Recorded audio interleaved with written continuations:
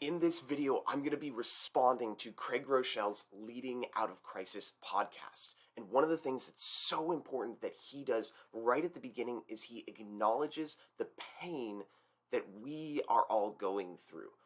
And later on, he actually acknowledges 4 different areas that we can look at to find out how can we grow and how can we lead ourselves and lead others out of the last 2 years and where we've been, especially in this continuously changing world.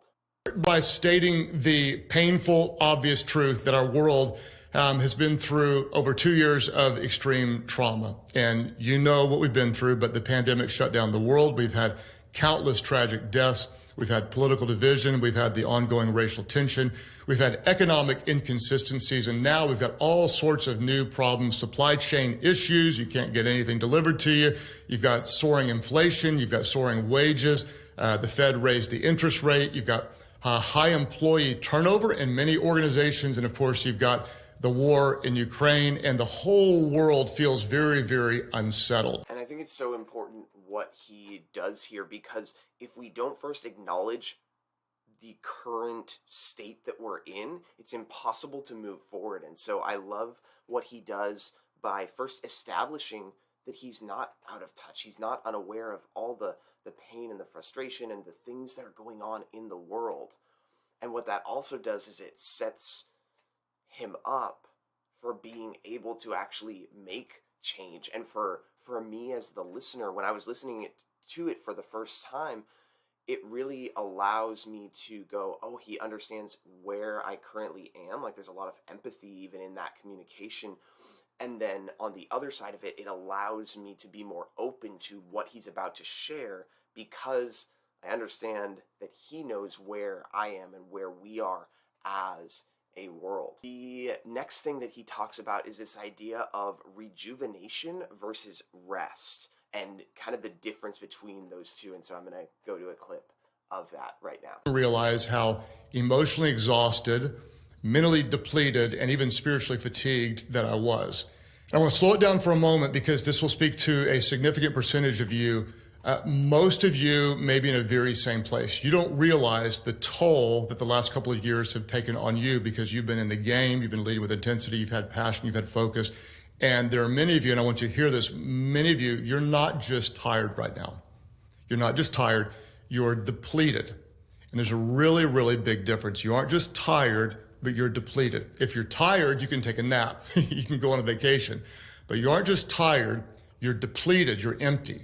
And so you don't just need time off, you need time to refill. You need to replenish your leadership energy, because you'll never lead well when you're on empty. And that's a huge point there, is that we cannot lead well if we're on empty. And one of the things that he also goes into is this difference between rejuvenation and rest, that there are certain activities, there are certain people that we can be around, there are certain places that we can go that actually bring us energy. There's a book I'm reading right now called The Next Right Thing, and one of the ideas within it is making this energy list of looking at the last day or the last week or the last month, and asking ourselves, what were the things that I did that actually brought me energy, that brought me life? Like, are there certain key people that you come away from conversations more inspired, more creative, more alive, more grateful for the life that you have? And being intentional about developing those. And the other thing is activities. Like, one of the things that I'm doing that I find really helpful for me and actually life-giving is rock climbing. I'm only about a month into it, but that's something that is really challenging mentally, because you're solving problems with your hands and feet, and there's a bunch of skills that I don't know of. Like, the 2 of the examples that Craig's gives for himself is he does jujitsu and then also flying planes. And so whatever those activities are that not only are restful, but can allow your mind to disconnect from everything and be fully present in what you're doing, those things are really, really important for us to do so that we can lead ourselves and lead others well.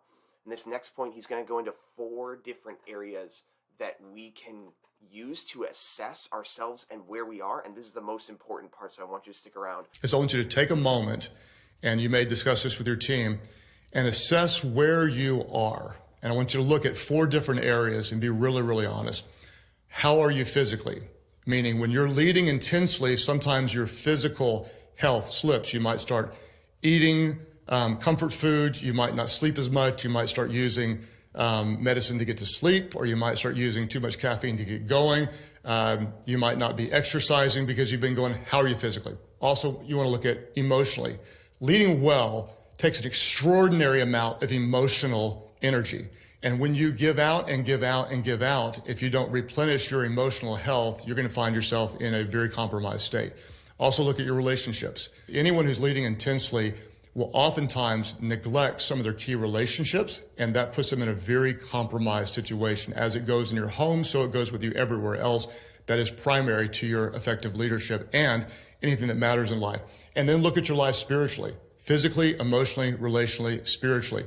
Sometimes we get distracted from what really, really matters in life because we get so focused on the urgent problems, we tend to forget what's really, really important. I think that's such an important thing to look at. How are we physically, spiritually, emotionally, and relationally? And actually go through and assess. And one of the things that I did was I just went and actually did it on a scale from 1 to 10 and asked, in my spiritual health, how am I on a scale from 1 to 10 in my emotional health, relationally, and physically, I believe, or emotionally was the last one. And going through those 4 and just asking ourselves and being honest about where we are and not making ourselves wrong if we're not where we want to be. But again, just like at the beginning, if we can't acknowledge where we currently are and what we need to do to be able to shift, we're never going to get there. And so I want to encourage you to do the work to assess where you currently are, and that I'm doing the work to assess where I currently am so that there can be a different future. Because if we don't acknowledge where we currently are, we can never move forward. So thank you so much for watching this video. I hope that you found this valuable, and if you did, please go ahead and leave a like, as well as subscribe to this channel for more content just like this. He's about to release a part 2 later this week, so I'll be reacting to that as well and sharing my input. And I pray that we would be people who live by faith, are known by love, and are voices of hope, who would dream great dreams and have the courage